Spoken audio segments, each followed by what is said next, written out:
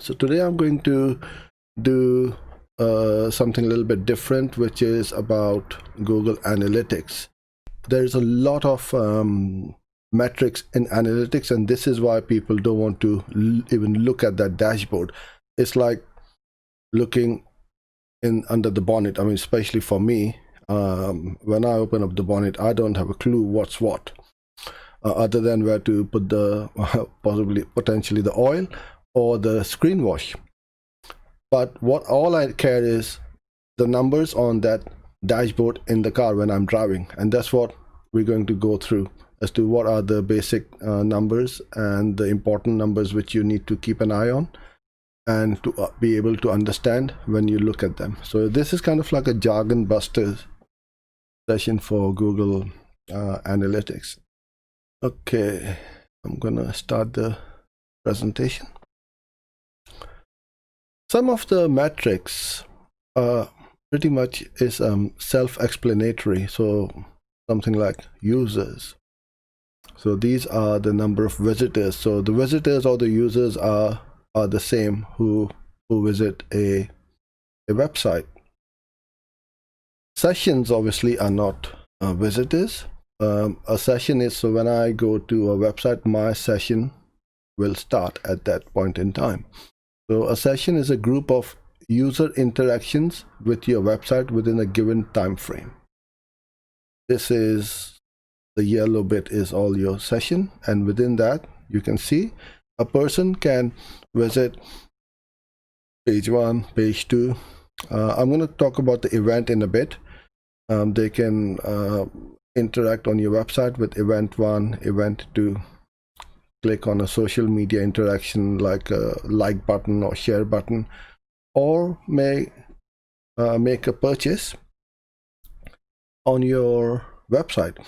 So all of these interactions is within that session. A session is usually for 30 minutes, and it obviously resets at midnight because it's the next day. So let's have a look over here. Someone visits a website at 14:01. So that session will expire at 14:31.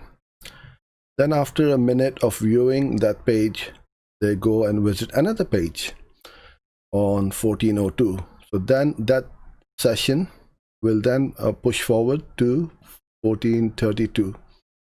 And then so an event 01, that session is going to expire at 14:33, and whatever that time is over here, it will just add 30 minutes to it. Now, quite often we open up a web page and then walk away for lunch or get busy in a meeting or something like that. So if there's no activity for 30 minutes, then the session is going to expire. So the sessions only last for 30 minutes. This again is pretty much self-explanatory, a number of sessions per user. So you want this to be as high as possible, because this shows that the visitor or the user on your website is pretty much interested and engaged in your content of your website. They like the content, and you want this to improve or go up month on month. Page views again is self-explanatory. Somebody views a important page. It could be any page. It could be a blog page, it could be a thank you page, it could be any page on your website. So a single user or visitor can or may obviously have multiple page views on that session. And then we've got pages per session, which is the number of pages visited by a person in a session. Again, we want visitors to our website to visit multiple pages rather than just a single page, because that also indicates to us that that person is interested. And all these metrics which I'm talking about right now and showing you on the screen, they will point to something that the person who's visiting your website is interested or not interested. Because if these metrics are not happening, that means there's something wrong. You are either driving the wrong traffic to your website, or there's something wrong with the website itself. So things like very slow loading pages. People get fed up if they click on a link or on the navigation bar at the top and the pages don't load up, and then they get fed up, they go to some other website. Average session duration, again, you want to increase this. And how can you increase your session duration is by putting out high quality, great quality content. So it could be a video, it could be a podcast, it could be an infographic, it could be a 2000 word blog post.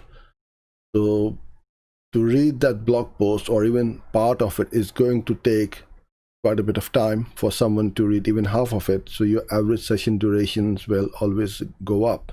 You'll find that on our website, we aim or try to have a video on each and every page of our site, first of all, and secondly, on each and every blog post. Because even if somebody clicked on a video, they are going to view or watch that video for, let's say, 30 seconds or something like that, and then pause it, and then they continue to read the rest of the blog post. And if you've got another video at the bottom of that blog post, they may click again and spend a bit more time on it. This is quite important in Google's eyes because it will also help you with your organic rankings. Google looks at everybody's website. When a person comes to your site, they spend, let's say, average session duration is 4 minutes. And when somebody comes to my site and they spend, let's say, 2 minutes, and both of us are directly competing or are competitors to each other, Google knows that your website has got better quality content, because when somebody comes to your site, they are spending more time, they are spending, or they're visiting more pages per visit, they are taking more actions or events, clicking on videos, social media shares, downloading a white paper or a PDF. Straight away, Google knows your site is better than mine.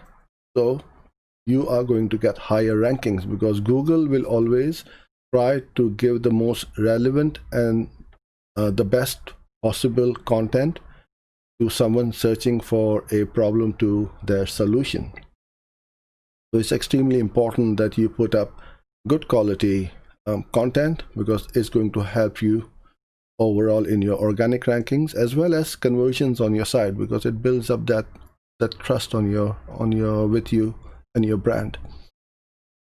This is where a lot of confusion happens with regards to the bounce rate.